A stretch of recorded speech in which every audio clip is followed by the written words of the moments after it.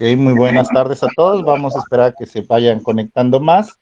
Les recordamos a los que se están conectando, la conferencia es a cargo de la maestra Tania Ladrón de Guevara Álvarez, catedrática de la Benemérita Escuela Normal Veracruzana, Enrique C. Repsamen de Jalapa.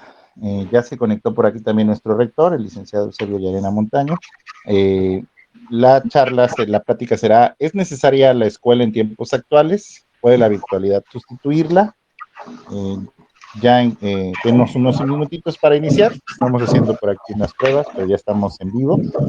A todos los demás que están en la parte de Meet, les recuerdo tener apagados sus micrófonos si son tan amables.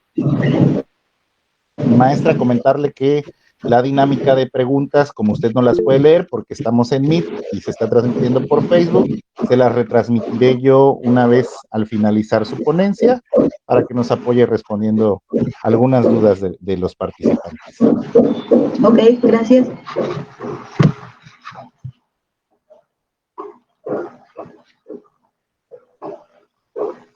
Ok.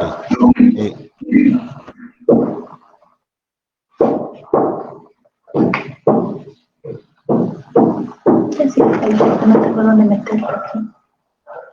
Hacer tu memoria. Gracias.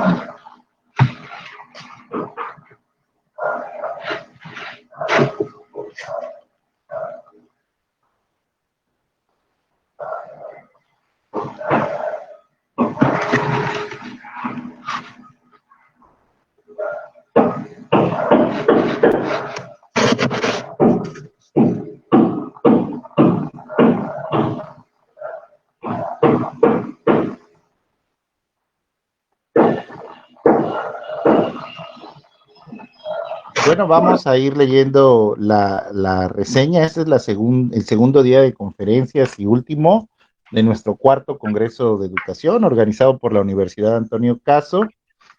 Para culminar este congreso, nos acompaña el día de hoy la maestra Tania Ladrón de Guevara. Ella es catedrática, ¿sí? Catedrática de la Universidad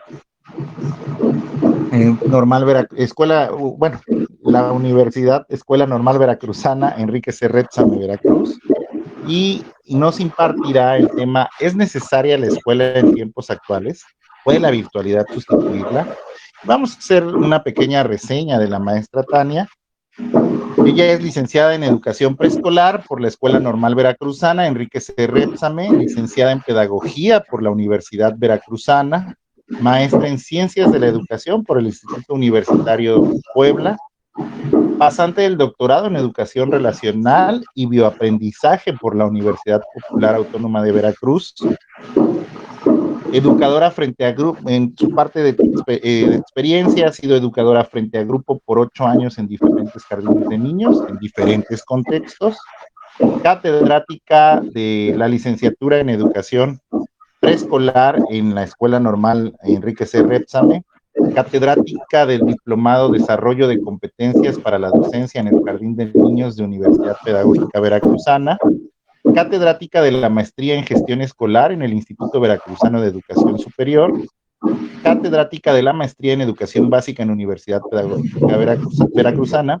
catedrática del Diplomado Elementos para la Reflexión y Análisis Docente, catedrática de la Maestría en Educación Básica en la Universidad Pedagógica Veracruzana, catedrática del Diplomado Elementos para la Reflexión y Análisis Docente, coordinadora de la Maestría en Educación Básica de la Universidad Pedagógica Veracruzana, catedrática del Diplomado Elementos para la Reflexión y Sistematización de la Práctica Docente, diseño e impartición del curso Análisis de la Educación Media Superior en el marco del nuevo modelo educativo.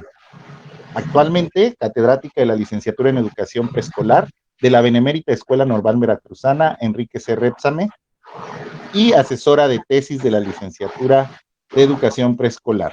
Ella es la maestra Tania Ladrón de Guevara Álvarez, a la cual le damos la más cordial bienvenida y agradecemos que nos acompañe esta tarde. En este momento cedo el uso de la voz y en breve estaremos transmitiendo sus diapositivas. Buenas tardes, maestra. Buenas tardes, muchas gracias por la invitación a la Universidad Antonio Caso, al licenciado Miguel Alfonso Bravo por la invitación. Es un placer estar esta tarde con ustedes y compartir pues un poquito de esta experiencia que a través de los años he podido acumular, sobre todo en la experiencia docente. Tú me dices, maestro Alfonso, ¿en qué momento ya inicio? Ya están tus diapositivas, maestra. Ya. Perfecto. Bueno, pues vamos a ir a empezar con una pequeña exposición. Si me hacen favor de presentar la siguiente diapositiva. Muchas gracias. Estas personas a lo mejor las conocen, a lo mejor pregunta quiénes son, a lo mejor sí los identifican. Si pueden pasar la siguiente, por favor. Y la pregunta sería, ¿qué tienen en común todos ellos que están ahí presentando sus rostros? Pues podríamos empezar a decir que Tomás Alva Edison fue un inventor y que tenía casi 4 años cuando aprendió a hablar.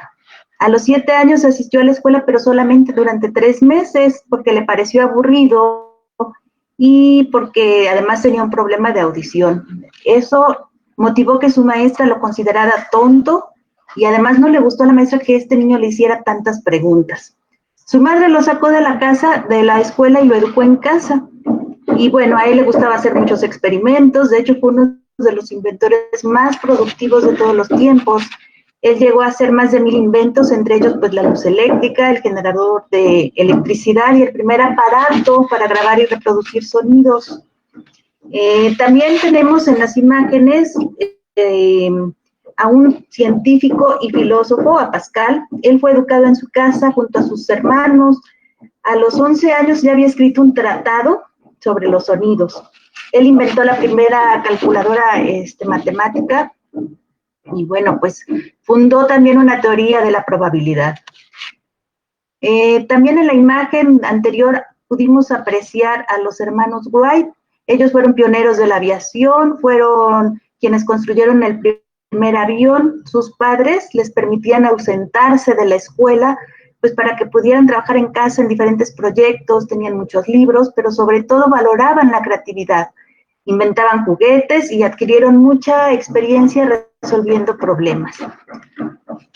Por su parte, pues Albert Einstein, seguramente él sí lo identificaron, es una de las caras más conocidas, de los rostros que más hemos visualizado en los años que nos han educado. Pues todos sabemos que fue un gran científico, pero lo que poco sabemos es que fue un niño que tuvo muchos problemas de aprendizaje.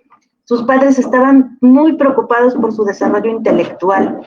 Él habló hasta los 4 años, con muchas dificultades, y más o menos logró empezar a hablar bien hasta los 9 años.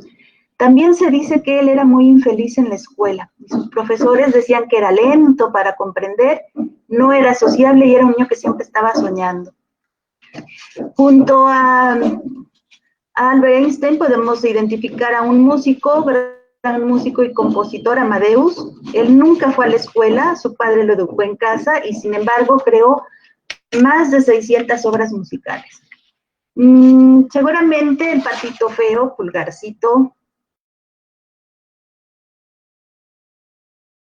son algunos de los cuentos que nos leyeron cuando éramos niños y que disfrutamos mucho. Bueno, su autor fue precisamente Hans Christian Andersen, que está abajo de Einstein. Él tampoco fue un buen alumno y de hecho llegó a decir que los años más oscuros fueron los que estuvo en la escuela. No le gustaba leer, tenía dificultades para hacerlo. También podemos ver el rostro de una mujer, no sé si la logran identificar, ella es Agatha Christie, ella es una gran escritora de novelas policíacas y bueno, representa mucho precisamente este género. Ella nunca asistió a la escuela, su padre le enseñaba matemáticas, tuvo varios tutores, pero fue una niña muy tímida que no se sabía expresar ni hablar bien. Entonces, pues ella decía que la escuela era así como muy cuadrada porque quería que todos pensaran igual y que todos hicieran lo mismo y no permitía que tuvieran ideas propias los niños. Bueno, Finalmente, pues todos estos personajes, lo que podemos decir que tienen en común es que no fueron a la escuela o fueron muy poquito tiempo. Incluso algunos tuvieron problemas para hablar, para aprender, o simplemente no le encontraron el gusto ni el placer por asistir a la escuela. No obstante, pues hicieron grandes descubrimientos y muchos aportes en su momento, ¿no?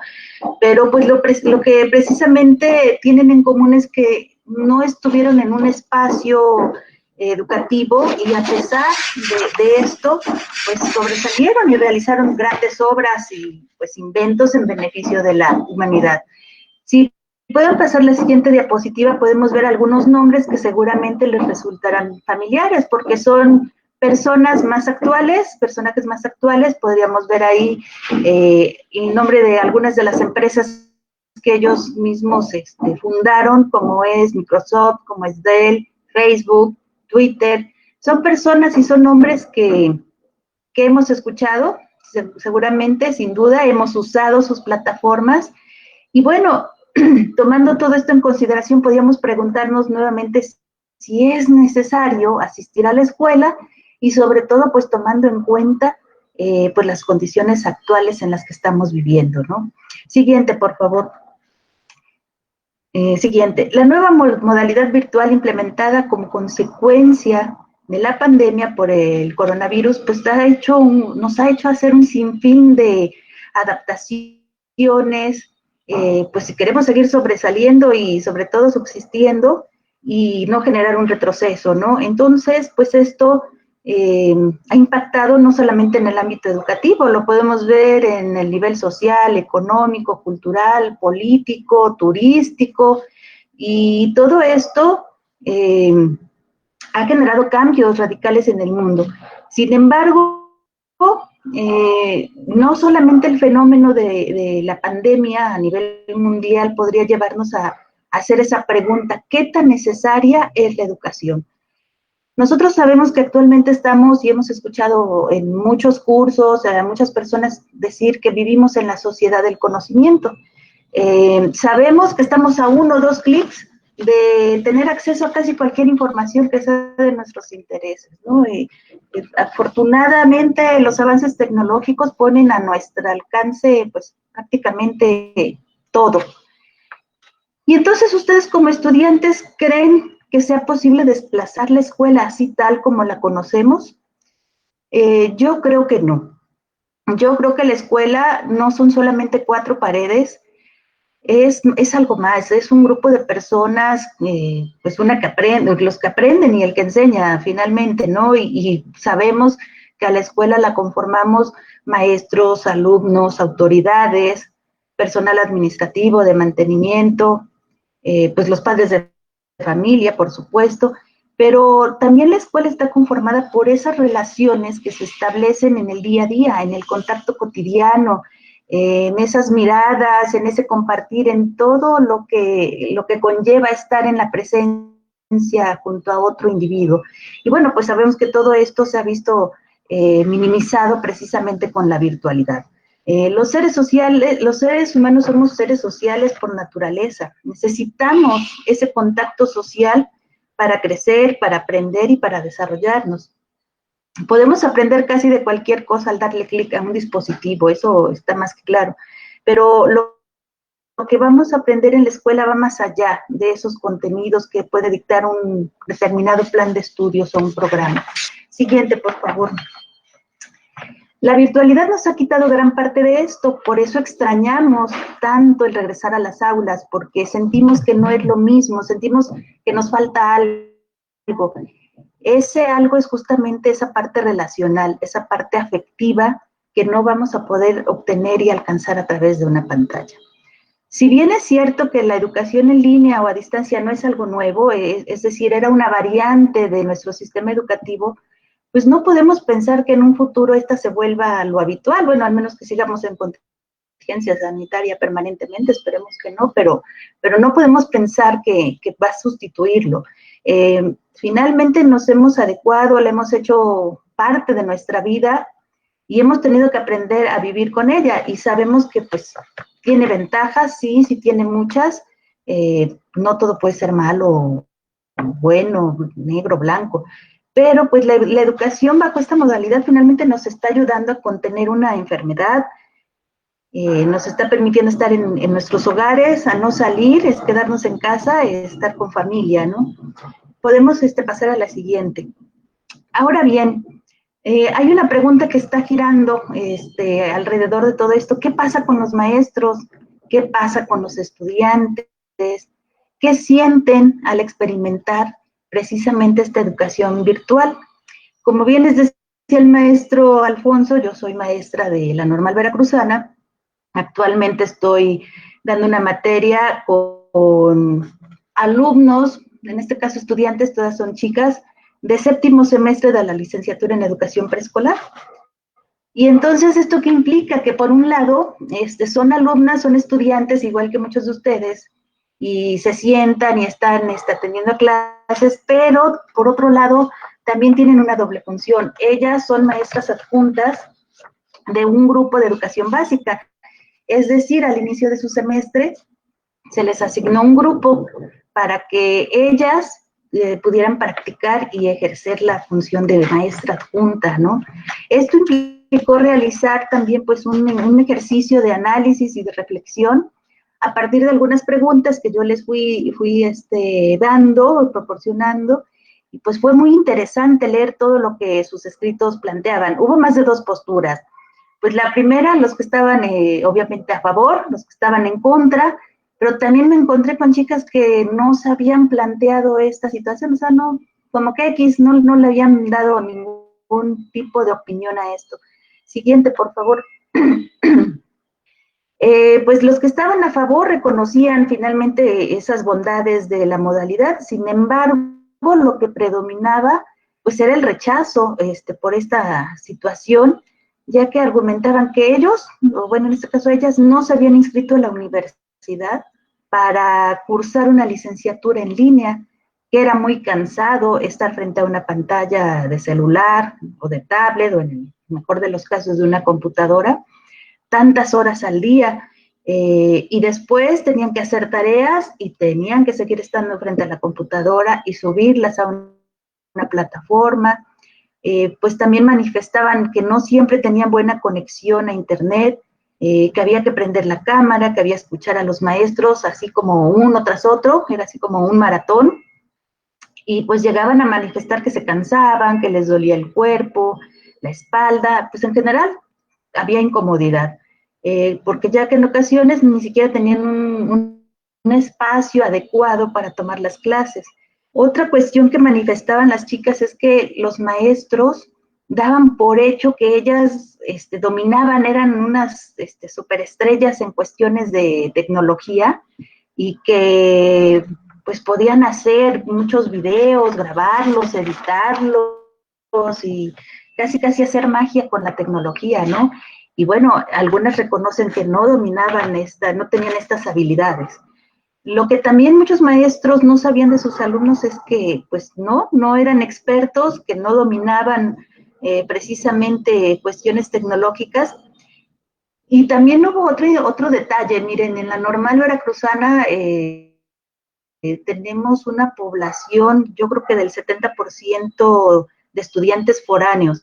¿Esto qué implicó? Que cuando se da esta suspensión de clases presenciales, pues, ¿qué les dijeron? Regrésense a sus casas y desde allá van a conectarse, ¿no?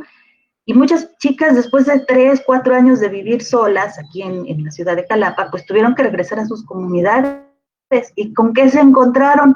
Pues que su recámara ya era del cuarto para estudiar, o que era, ahí habían puesto como tipo bodega, ya no tenían un lugar a donde dormir. O sea, así cuestiones tan sencillas. Bueno, pues de ese tipo de detalles se enfrentaron, de no tener un lugar para dormir, de regresar a una dinámica familiar cuando ellas ya eran pues casi independientes, aquí solas, iban, venían, hacían, y llegar a un ambiente familiar con reglas, con horarios, pues les generó precisamente ese descontrol. Hubo estrés, hubo quien no supo manejar esa ansiedad, ese desajuste de horarios, cansancio, insomnio. Algunas manifestaron incluso tener desinterés de aprender y que solamente entregaban tareas por hacerlas porque pues el maestro decía hay que hacer esto y lo tenían que cumplir y entregar, ¿no? Bueno, por otro lado, también los maestros se vieron presionados por cumplir metas, es decir, tenían que completar un programa, tenían que recabar actividades y evidencias. Rompieron también sus horarios porque quienes estamos en este ejercicio de la docencia sabemos que nuestro horario se perdió y que tenemos que estar disponibles pues prácticamente a cualquier hora que nos soliciten, ya sea para aclarar dudas, para revisar, para atender a un padre de familia, etcétera, ¿no? Entonces, pues también tuvieron que enfrentar con muchas cuestiones tecnológicas porque pues no todos los maestros estamos actualizados o dominamos la tecnología, ¿no? Muchos nunca habían usado una plataforma, no sabían dar una clase virtual, también tuvieron que aprender en el camino, tuvieron que acondicionar un espacio de su casa, abrir esa ventana, ¿no? A los padres de familia que vieran, pues esta es mi sala, a veces, en el comedor, en la recámara, no sé, era esa situación de acomodarse, de acoplarse para poder dar una clase virtual. Pues obviamente hablamos de salud, se vio mermada, también sus horas de sueño se vieron afectadas, esa convivencia familiar, pues también la vida nos cambió a todos, no nada más a los alumnos, también a los maestros. Pero bueno, regresando al cuestionamiento con mis estudiantes que viven ese doble papel de ser por un lado estudiantes, pero también ser maestras adjuntas, ahí se puso interesante el asunto, porque es cuando yo les pregunto qué sentían, cómo estaban viviendo ese proceso, pues se dieron cuenta que no era fácil, se dieron cuenta. En el caso de la educación básica, hablamos del nivel preescolar, dependen casi 100% de la participación y disposición de los padres. Eso quiere decir, si yo, maestra de preescolar, voy a dar una clase virtual con mis niños de preescolar, pues necesito contactar primero al papá y el papá tiene que disponer de un horario, de un aparato para que el niño se pueda conectar. No lo hacen solos. Siguiente diapositiva, por favor. Y aquí empezaba otro problema, porque ya la clase no nada más era con los niños, estaban ahí los papás, estaban ahí a un ladito conectados, pendientes de cualquier cosa que necesitaban los chicos, y pues esto obviamente impactó en el desarrollo de la clase, porque a veces los niños cuando están solos en un salón de clase se desplazan, y te platican, y en mi casa mi mamá hizo esto, pero si la mamá está aquí junto, pues a lo mejor ya no tan fácilmente te comparten esas cosas, ¿no? Entonces, bueno, también viene esta parte de cómo evaluar a un niño si no sabes si el papá fue el que le dio la respuesta, si no sabes qué está pasando ahí en el entorno que está viviendo el niño, ¿no? Entonces, esto también las llevó a cuestionarse sobre cuánto se puede llegar a conocer a los estudiantes a través de una pantalla, porque finalmente ustedes saben que para poder dar una clase necesitas conocer a tus alumnos, conocer un poquito ese contexto en el que viven, cómo es la familia, pues todo esto también se vio un poquito, digamos, minimizado cuando sale el programa Aprende en Casa, porque les decían, van a subir los contenidos que van a trabajar esta semana y es lo que van a trabajar. Y muchas veces pues no era compatible con el grupo con el que estaban trabajando. Es decir, hay mucha descontextualización. Por eso es importante poder trabajar con un grupo que conozcas, que haya podido tener esa pequeña comunicación. En el caso de preescolar, pues se hace al inicio del ciclo escolar una entrevista con los padres de familia y eso te va a dar luz para saber un poquito acerca de la vida, de la dinámica familiar. Y les contaba yo a mis chicas que hace ya muchos años, cuando yo era practicante, me mandan a una comunidad que se llama Pacho Viejo y yo llevaba mi planeación muy bonita, muy cuadradita para empezar a practicar y llego.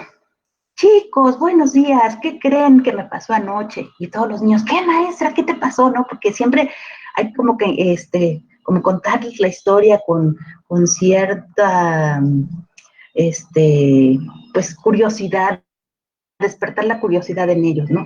Y bueno, empiezo a contar una historia. Fíjense que anoche estaba yo acostada, ya me iba a dormir, cuando de repente escucho unos ruidos ahí muy raros cerca de mi ventana, ¿no? Y empieza un niño a levantar la mano. Maestra, maestra, era el diablo que te quería espantar. Y yo así como que, no, ¿cómo crees? No era el diablo. Miren, fíjense, me levanté, me asomé por la ventana y ¿qué creen que estaba ahí? Y todos los niños así como que, ¿qué estaba ahí? Y dice, era un niño que se llamaba Juan, dice, era el diablo, maestra, seguro que ahí estaba el diablo. No, miren, había un animalito así, muy bonito, no sé cómo se llama, a ver si ustedes me pueden ayudar. Miren, era blanco, tenía manchitas negras, y sale Juan interrumpiendo. Maestra, el diablo se pone de todos colores. Y así como que, no, espérense, miren, tenía unos cuernos. El diablo, maestra, el diablo tiene cuernos. Y yo así como de que, espérame, déjame hablar. Y yo, bueno, no, miren, era un animalito que estaba en 4 patas y tenía una panza así, que tenía como unas bolsitas y le estaba saliendo como agüita blanca. Yo dije, pues ya, con eso adivinan que es una vaca. No, dice Juan, así como, pero con toda su espontaneidad que pudiera tener un niño a los 5 años, era el diablo y se estaba miando, maestra. Y yo así como que me rindo, no era el diablo, era una vaca, ¿no? Finalmente, pues es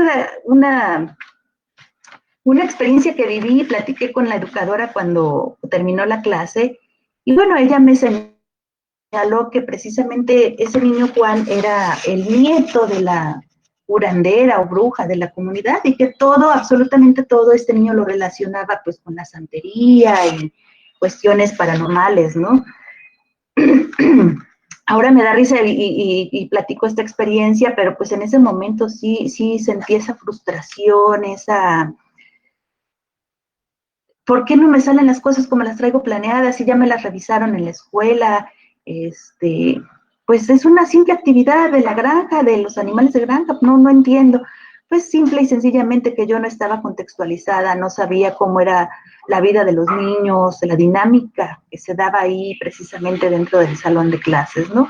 Y bueno, esto me lleva precisamente a señalar algunos aspectos que considero que debemos tomar en cuenta como parte del proceso educativo en cualquier nivel, y creo que aplica tanto a lo que viene siendo la educación tal y como la conocemos, pero sobre todo ahorita en estas cuestiones de la modalidad digital.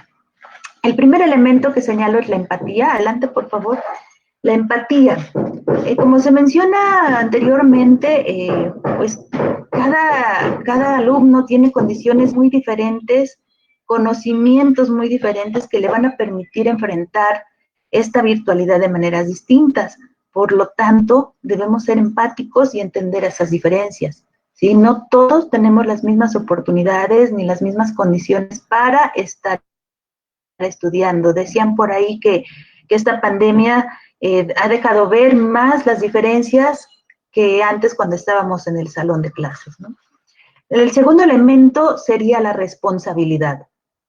Cada quien va a jugar un rol muy importante en el proceso, y pues cada quien tiene que hacer la parte que le corresponde, desde el padre de familia que acompaña pues, precisamente al niño preescolar o que le brinda un aparato al chico, al estudiante, pues el rol del estudiante también, que debe atender y escuchar a sus maestros, y pues por supuesto que también el docente, ¿no? Es una parte, un componente que necesita también ser tomado en cuenta. Entonces la responsabilidad sería el segundo elemento.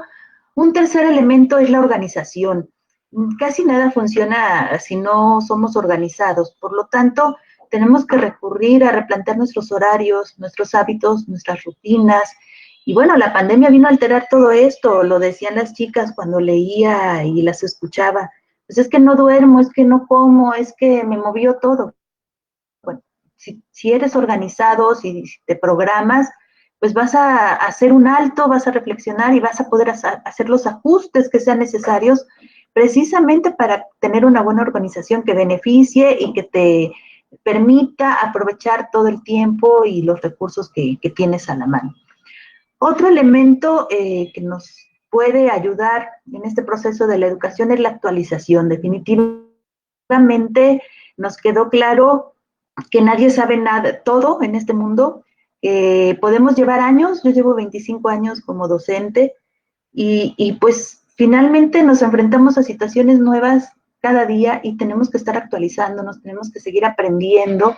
El oficio de la docencia no es algo que terminas una carrera y ya estás listo para ir a trabajar.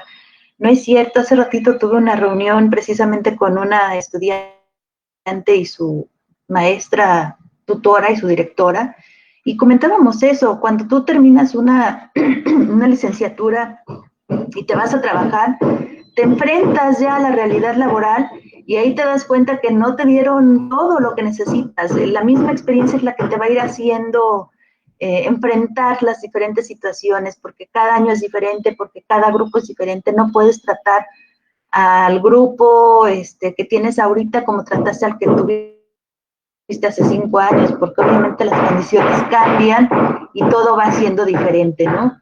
Entonces, bueno, a unos nos cuesta más trabajo que a otros, pero precisamente no tiene nada más que ver con cuestiones de tecnología. Esto aplica pues casi para cualquier parte del saber que nos va a permitir adaptarnos a una nueva forma de vida. Y un claro ejemplo pues es esto de la pandemia. Cuando nosotros aprendemos a adaptarnos es como podemos sobresalir y seguir adelante.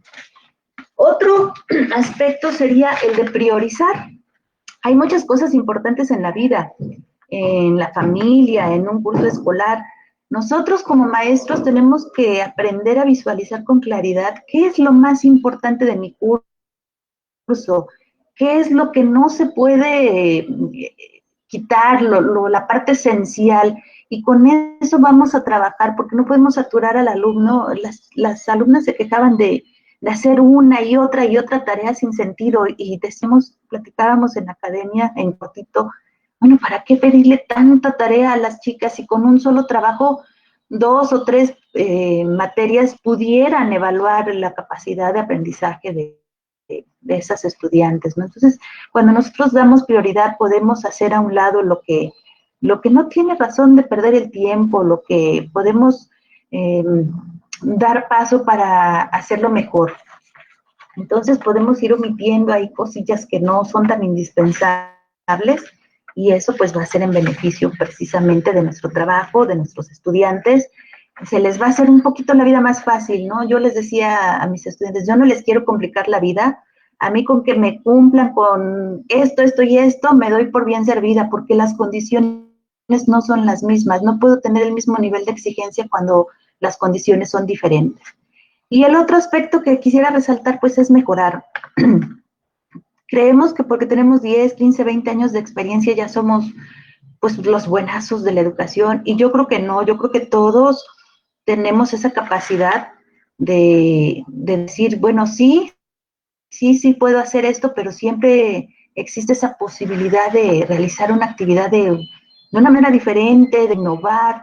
Sabemos los docentes que no todos los grupos son iguales, y bueno, eso también es un reto para nosotros, ¿no? Bueno, ya vi que con este grupo en particular no me funciona que me estén escuchando, necesito que ellos participen, que ellos hablen.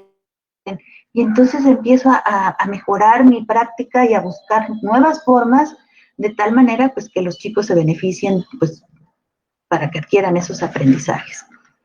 Y bueno, ya para finalizar, volviendo a la pregunta inicial de este documento, sobre si la escuela puede ser sustituida por la virtualidad, sobre cuál será el futuro de estas escuelas, de los maestros, podemos reafirmar que la escuela nunca va a ser sustituida, definitivamente. Lo virtual es un medio, pero solo eso. La escuela siempre va a estar más allá de un espacio físico. La escuela somos las personas, somos quienes estamos en el día a día, ahí en contacto. No vamos a poder avanzar si no hay empatía, si no si no organizamos, si no tomamos precisamente los elementos que mencionaba hace un rato, de la responsabilidad, la organización, de estar actualizados, de buscar hacer las cosas mejor. Solamente puede haber una forma de ver la educación virtual y pues yo creo que va a seguir ahorita por muchos meses todavía acompañándonos. Se ha dicho también que incluso si regresamos a las aulas, la educación virtual se va a quedar, va a seguir siendo parte de nuestra vida, de nuestro trabajo, y pues qué mejor mentalizarse a que sí se pueden hacer y obtener resultados positivos con esto. Entonces, pues esa sería mi participación. Les agradezco su atención, el tiempo y el espacio por poder compartir con ustedes estas pequeñas reflexiones que he hecho con mis estudiantes. Agradezco mucho el tiempo. Muchas gracias. Gracias, maestra. Interesante intervención. Vamos a llevar a cabo una serie de preguntas y comentarios por parte de la gente que nos acompaña en el Facebook Live. Dice por aquí Ámbar Merida, es muy importante tener en cuenta los estilos de aprendizaje de nuestros alumnos. Betel Ramo, excelente maestra. Cada grupo es diferente, tenemos, a ver, permítame. Dice Ramiro Vallecillo, cada grupo es diferente, tenemos que actualizarnos para buscar estrategias y lograr aprendizajes. Arlene Sánchez nos habla de que hay que generar empatía hacia todos lados. Naomi Hernández dice, tenemos que buscar la manera de hacer las clases más dinámicas mientras estamos en línea, incluso también en el modo presencial. Muchas gracias por la ponencia, gracias, interesante tema. No sé si alguien quiera lanzar alguna pregunta para la maestra Tania.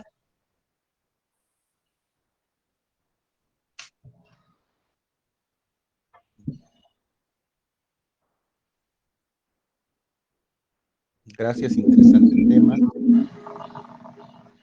Muy buen tema. Felicidades por la ponencia. María Guadalupe Almazán. Estoy esperando que salga una de las preguntas, maestra, sino para dar concluida la participación. Sí. Dice Fidel Eduardo Osorio Torres nos dice, ¿cómo podemos obtener resultados verídicos de los estilos de aprendizaje a través de las diferentes plataformas? Ok, bien, para saber de los diferentes estilos de aprendizaje hay diferentes instrumentos. Estos los encuentran en la red, están a la mano ya. Lo que decía en la parte que exponía, que tenemos acceso prácticamente a todo. Tú pones ahí instrumentos para identificar estilos de aprendizaje y te van a salir un montón de instrumentos seguramente. Aquí lo importante pues es saber escoger y elegir esa información, ¿no? Desechar lo que es bueno, lo que no es tan bueno, lo que te sirve sobre todo, ¿no? Yo les decía a mis alumnas, pueden conseguir mil información, pero a ti, ¿qué te sirve?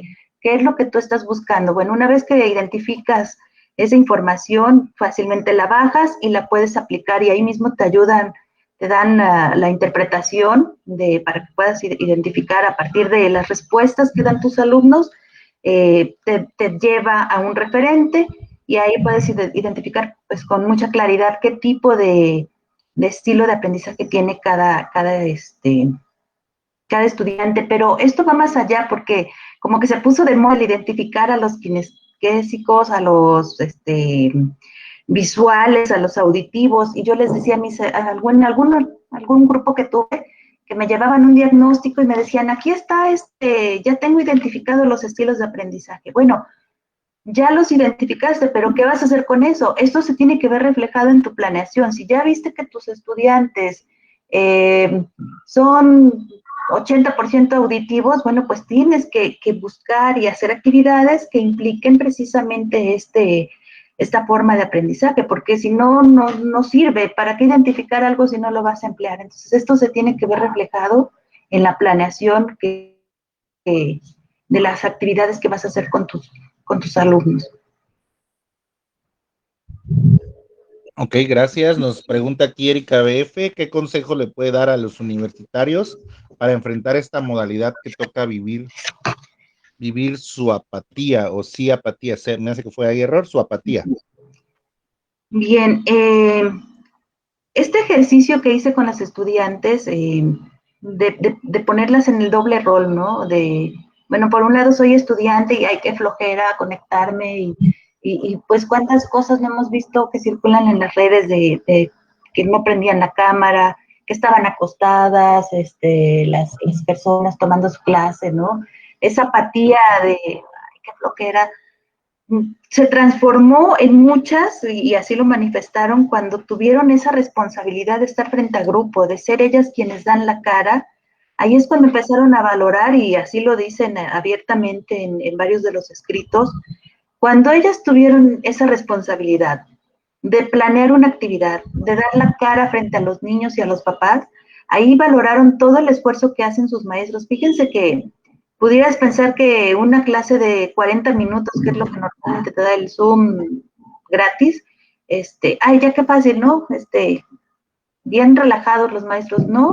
Creo que es cuando más estamos trabajando, es cuando más estamos buscando la manera precisamente de llegar a ustedes, los jóvenes. Sabemos que hay de todo, hay maestros que no se han esforzado, pero yo creo que la gran mayoría sí están preocupados por sus estudiantes, sí han buscado la manera de llegar a ellos, ya sea a través de una imagen, de una lectura, del simple ponerse frente a la cámara y compartir alguna experiencia que los haga salir de ese estado, ¿no? De relajación o de apatía, como bien dicen. Entonces yo a los jóvenes les diría eso, que se pongan en el papel.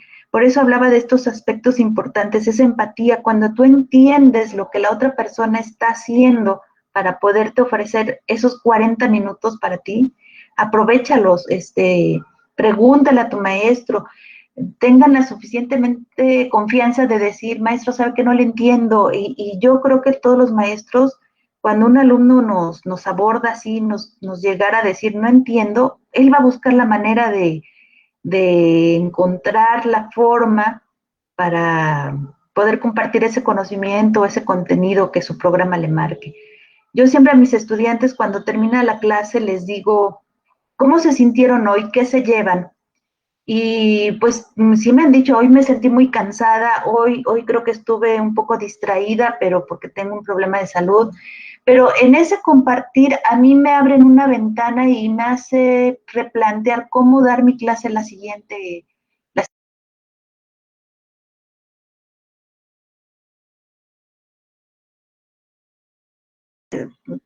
Bueno, preescolar se presta mucho para eso, la licenciatura es magnífica y yo creo que en cualquier nivel, porque si escucharon un poquito de la reseña con la que me presentaron, he trabajado con adultos, con maestros de 20, 30 años de servicio, y siempre esta parte lúdica ayuda mucho en el sentido de que despierta al estudiante. Obviamente quienes van a una maestría, a un diplomado, están invirtiendo, van con ganas, es la diferencia a veces entre un chico de licenciatura, ¿no? Pero el que se den cuenta que el maestro se interesa, se prepara, lleva material, busca, debe romper precisamente con esto, ¿no? Entonces, si tú sientes apatía por tus clases, a lo mejor es que no le has dicho a tu maestro que te sientes así. Y si no te expresas, pues el maestro piensa que está haciendo bien las cosas y va a ser como un círculo vicioso, ¿no? Pues yo doy mi clase, todo parece bien, la sigo dando igual. Cuando ustedes le manifiesten al maestro que se están aburriendo, que no le entienden, él lo van a sacar de su zona de confort y va a buscar la manera de hacer las cosas diferentes. Muchas gracias, maestra. Nos pregunta Flor María Castro López. Maestra, ¿consideras que los alumnos están preparados para el aprendizaje autónomo? No, realmente yo creo que no estamos preparados, y hablo en general, ni maestros ni estudiantes. Y hablo al principio de la pandemia. No estábamos preparados para esto y creo que tiene que ver con esa tercera postura que mencioné. ¿Se acuerdan que dije que había los que estaban a favor, los que estaban en contra? y los que nunca lo habían pensado porque no se habían como tomado esa molestia de decir, bueno, pues no pasa nada, o sea, así como que para dónde volteo, qué hago, qué digo, qué veo, pues lo que me den, ¿no? Y me quedo con eso. Sin embargo, cuando el nivel de exigencia de la vida te va pidiendo más, es cuando empiezas a decir, a ver, yo maestra Tania, me están diciendo que tengo que dar mi clase por Meet. Ah, pero nunca he entrado a Meet. Ah, bueno, pues a ver, me meto a un tutorial y empiezo esa parte de actualización, si quieren llamarlo así, de buscar información, de pedir ayuda a mis hijos, a mi esposo, al que sabe más, a los que tengo cerca. Y es ahí donde empieza precisamente esa parte de la autonomía, de ser autodidacta por la necesidad. Pero si no tienes la necesidad, yo creo que muchos se siguen en esa zona de confort, en esa tercera postura de que nunca me había preguntado qué pienso de esto, o sea, ni me va ni me viene, X, ¿no? O sea, lo que dicen ahora los chavos, no sé si sigue siendo la palabra de hoy, pero pues X, ¿no? O por dos, por tres, porque así luego me llegan los mensajes, ¿no? Es esa no necesidad de salir, de moverse. Yo creo que es lo que motiva precisamente a que un chico se vuelva autónomo y diga, ay, me pidieron un video, pero no sé hacer videos, nunca he editado, porque pues sí, sí he hecho, pero en equipo, pero a mí nunca me ha tocado. Ah, pero ahora lo voy a hacer solo. Ah, bueno, entonces ahora sí, ya tengo esa necesidad, entonces ahora sí me meto a tutoriales, leo, pregunto y ya es como empiezo un poquito a gestionar esa parte de la autoformación, pero si no tienes la necesidad, yo creo que muchos se van a quedar ahí en su zona de confort. Ok, gracias. Nos pregunta Titi Heli. En el caso de las compañeras, compañeros que laboran en escuelas multigrado, ¿cómo se puede apoyar a los alumnos y padres de familia ya que se enfrentan a este reto de la escuela virtual? Sí, en la mañana que repasaba precisamente mi ponencia, se me vino a la mente lo que es la educación multigrado. Y bueno, si un maestro de un solo grado la tiene complicada, híjole, no quiero meterme en los zapatos de un maestro multigrado, porque siempre ha sido un reto, ¿sí? Atender estudiantes de diferentes niveles. Esto se da sobre todo pues en lo que es la educación básica, en primaria, donde un maestro atiende 3 chicos de primer año, 4 de segundo y 5 de tercero, ¿no? Y normalmente, y bueno, en preescolar también tenemos jardines multigrado, unitarios, donde la educadora atiende, una sola educadora atiende los 2 grados, ¿no? Que se dan. Siempre se les recomienda que la misma actividad que planeen la gradúen en diferentes niveles. Eso te va a facilitar un poco, pues no triplicar el trabajo. Si tienes 2 o 3 grados simultáneamente, se busca una sola actividad graduada de diferente manera. Y bueno, a partir de que estamos en la cuestión virtual y que dependemos mucho de los padres de familia, pues también yo les he dicho a mis estudiantes, tienen que ser muy claras. De hecho, ahorita están trabajando un poquito doble porque hacen la planeación como normalmente la hacen, con todos los elementos habidos y por haber, pero también tienen que hacer una especie de ficha donde describen la actividad de la manera más sencilla y clara posible porque es el material que le dan a los papás. Y entonces al papá no le interesa si el aprendizaje esperado, si el campo, y él quiere saber qué necesito y paso 1, 2 y 3, qué voy a hacer, ¿no? Entonces, pues yo les recomendaría eso, que se evocaran a hacer un fichero de actividades para compartirlo con los padres de familia, porque además pues también les va a facilitar el trabajo con ellos, con los padres de familia, que son los que están ahí como, son nuestro principal apoyo ahorita en estas cuestiones de modalidad virtual. Ok, muchas gracias, maestra. Dice Tere Morales, pensando en un futuro cercano y esperanzador, ¿cómo concibe el paso del modelo híbrido? Pues yo creo que hay mucha incertidumbre en este aspecto. Una, porque no sabemos cuándo vamos a regresar. Dos, porque no sabemos cuando regresemos cuáles son las indicaciones que nos va a dar la autoridad educativa. En este caso se han hablado de 2, 3 posturas, pero no hay certeza en cómo se va a dar precisamente este modelo, ¿no? Sale una autoridad educativa y nos dice, bueno, tenemos previsto que para tal fecha se va a regresar así, así, y empiezan a caer un sinfín de preguntas, bueno, pero eso aplica para primaria y secundaria, pero pues en la universidad yo creo que eso no lo podemos hacer.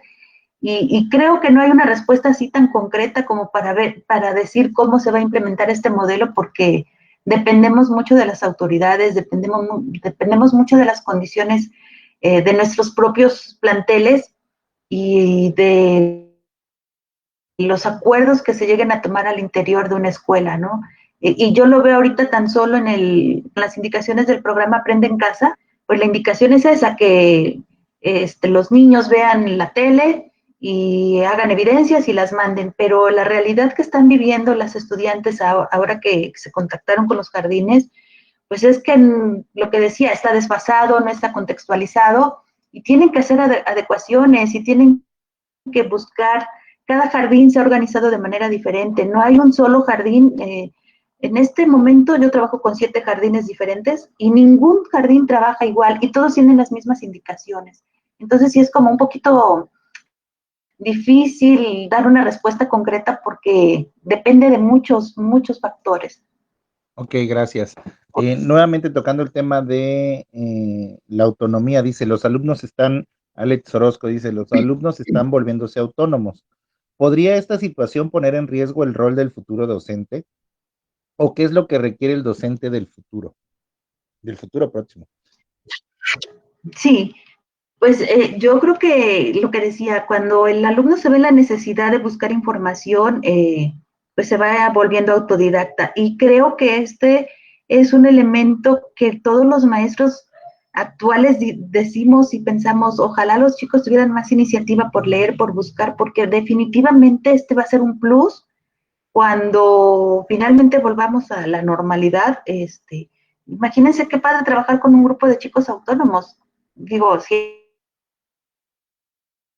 avanzamos 5 pasos en una semana, pues vamos a avanzar 10, ¿no? Yo creo que sería excelente que todos lograran tener ese nivel de autonomía. Yo abogaría porque todos lo tuvieran. De hecho, hace unos días platicaba con una estudiante y le decía yo, bueno, la escuela te da un paquete como básico de conocimientos que tú vas a aplicar en tu práctica, pero cuando tú ya estás en ella, te vas a dar cuenta que no sé evaluar, me falta, no sé hacer esto. Bueno, pues a buscar la información y ese es el plus que tú le vas a dar a tu formación, ¿no? Definitivamente yo abogo porque todos los estudiantes fueran autónomos y buscaran subsanar precisamente esos vacíos que ha dejado su formación, ¿no? Entonces, adelante con esta parte de la autodidacta.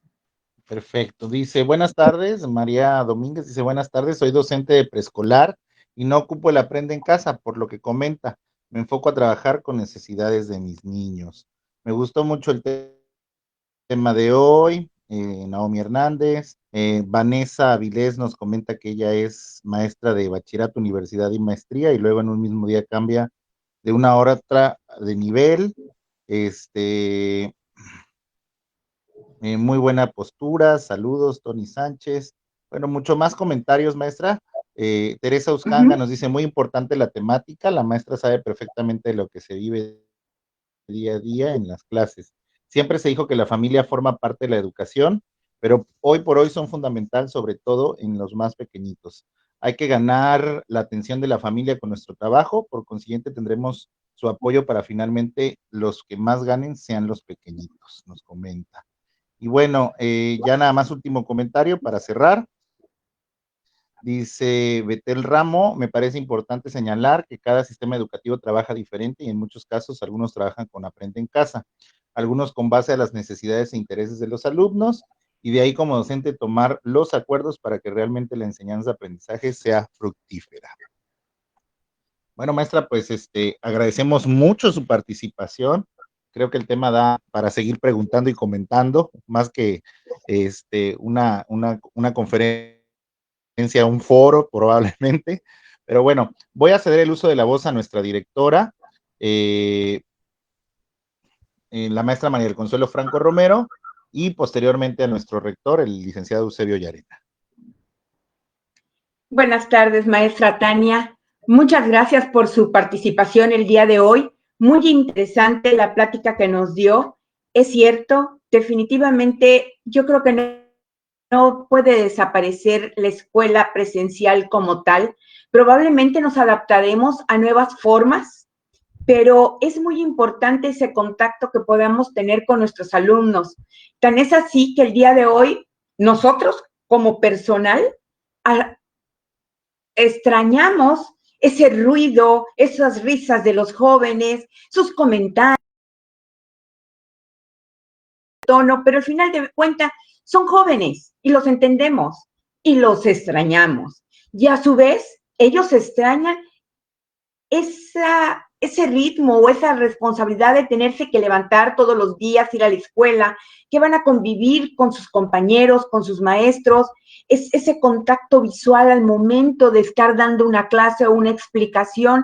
Entonces, creo que definitivamente sí, podremos cambiar modelos, podemos cambiar estructuras, pero en sí, la escuela presencial no creo que se pueda perder en ningún momento. La podemos enriquecer con muchísimas cosas a nuestro alrededor y desde luego podemos cambiar. Tan es así que de la noche a la mañana nos tuvimos que poner todos y dar clases en línea, unos con mejores habilidades que otros para la tecnología, pero al final de cuentas, por lo menos en mi universidad, ningún maestro renunció y dijo, no, no puedo, ¿verdad?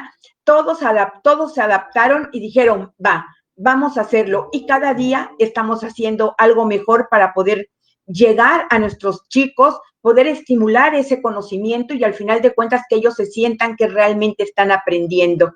Es que muchísimas gracias, maestra, por esta plática. Le damos un pequeño reconocimiento por parte de la universidad. Se lo haremos llegar posteriormente. Dice así: se otorga el presente reconocimiento a la maestra Tania Ladrón de Guevara Álvarez por su participación en el 4º Congreso de Educación de la Universidad Antonio Caso. Veracruz Ver, 24 de febrero 2021. Es que de mi parte es todo. Muchísimas gracias. Agradecemos su tiempo, su espacio y el que nos haya brindado estos conocimientos. Gracias. Bueno, pues ahora cedemos el uso de Yarena. Muy buenas tardes a todos, querida comunidad educativa. Maestra Tania Ladrón de Guevara Álvarez, muchísimas gracias por cerrar con broche de oro nuestras ponencias de este 4º Congreso de Educación 2021 que hemos llevado a cabo esta ocasión de manera virtual por la Universidad Antonio Caso. Muchas gracias por su expertise, por compartir sus reflexiones, sus pensamientos. Esta es de las maravillas que nos da también estos medios, ¿verdad? Que podemos llegar y alcanzar a muchísimas personas más allá de la distancia, más allá de la zona geográfica. Le están escuchando, quiero que sepa, yo mandé invitaciones a diferentes lugares, no solamente de México, sino del extranjero, y pues usted ha sido escuchada y los comentarios son muy positivos y nos ha enriquecido mucho a todos nosotros, sus colegas y sus profesionistas que estamos aquí para servirle.